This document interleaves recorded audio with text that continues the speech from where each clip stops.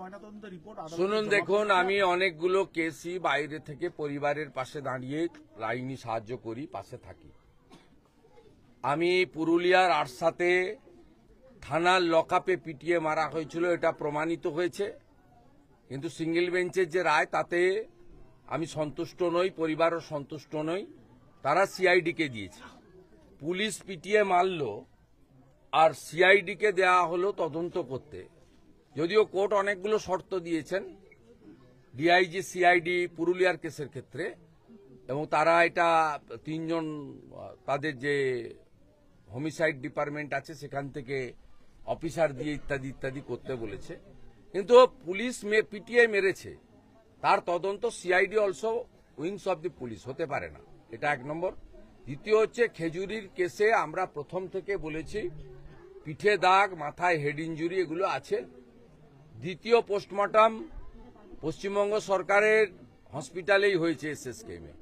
সেখানে পরিষ্কার তমলুকে যে পোস্টমর্টম করেছে কাঁথির এসডিপিও দিবাকর দাস, পিএম যিনি করেছেন তাকে নিয়ে করেছে, তাকে প্রভাবিত করে লিখিয়েছে। দ্বিতীয় পোস্টমর্টমে পরিষ্কার হেড ইঞ্জুরি, পিঠে কাটার দাগ ইত্যাদি পরিষ্কার বলা হয়েছে, যেটুকু আজকের কোর্টের হিয়ারিং এ সামনে এসেছে। আমি আপনাকে বলি, আমরা আশা করব যে কলকাতা আদালত, হাইকোর্ট, সিঙ্গেল বেঞ্চ, তারা এটা সিবিআইকে বা কোর্ট মনিটরিং কোনো সেন্ট্রাল এজেন্সিকে দেবে। কারণ এর সঙ্গে এসডিপিও দিবাকর দাস কাঁথির নিজে ইনভলভ। আর যদি সুবিচার পরিবার না পায়, পরিবারের যেমন আরসাতে আমি বললাম পরিবার ডিভিশন বেঞ্চে যাবে, আমরা লিগ্যাল সাপোর্ট, লয়ার সাপোর্ট দেব। একইভাবে খেজুরির ক্ষেত্রেও যদি কোর্ট মনিটরিং সেন্ট্রাল এজেন্সি না দেয়, কোর্ট কি করবেন আমি জানি না, আমি আশাবাদী।